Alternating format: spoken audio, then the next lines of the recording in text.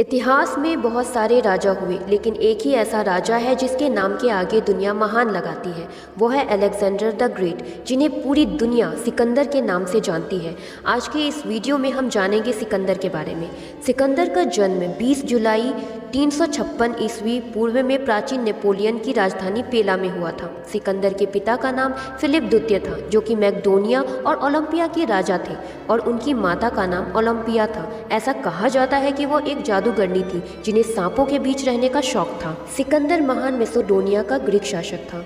वह अलेक्जेंड्रा द्वितीय तथा अलेक्जेंड्रा मैसेडोनिया के नाम से भी जाने जाते थे।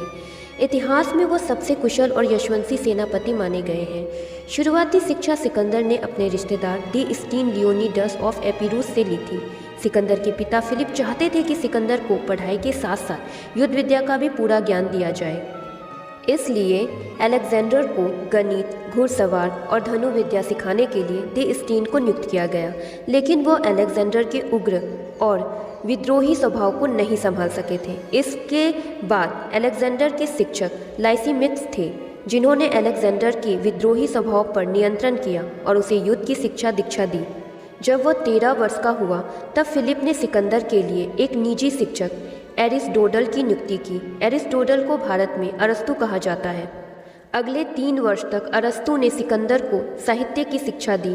इसके अलावा अरस्तु ने सिकंदर का रुझाव विज्ञान, दर्शन शास्त्र, मेडिकल के क्षेत्र में भी जगाया, और यही सारी विद्याएं ही कालांतरण में सिकंदर के जीवन का महत्वपूर्ण हिस्सा बन गई। लेकिन 12 वर्ष की उम्र में ही सिकंदर ने घुड़सवारी बहुत अच्छे से सीख ली थी, और यह उन्होंने अपने पिता को तब दिखाई जब सिकंदर ने एक प्रशिक्षित घोड़े ब्यूसेकेलस को काबू में किया, जिस पर और कोई नियंत्रण नहीं कर पा रहा था। इसके बारे में प्लूटोक ने लिखा, फिलिप और उनके दोस्त पहले चिंता भरी खामोशी से परिणाम की प्रतीक्षा कर रहे थे, और यह मान रहे थे कि फिलिप के पुत्र का करियर और जीवन अब खत्म होने वाला है।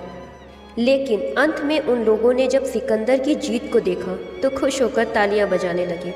सिकंदर के पिता की आंखों से आंसू आ गए, जो कि खुशी और गर्व के आंसू थे। वह अपने घोड़े से नीचे उतरे और उन्होंने अपने बेटे को चूमा और कहा, मेरे पुत्र, तुमको खुद की तरफ और इस महान साम्राज्य की तरफ देखना चाहिए। यह मैक्डोनिया का राज्य तुम्हारे सामने बहुत छोटा है। तुम में असीम प्रतिभा है। अलेक्जेंडर ने अपने जीवन के कई युद्धों में बेसोफेलियस की सवारी की, और अंत तक वह घोड़ा उनके साथ रहा।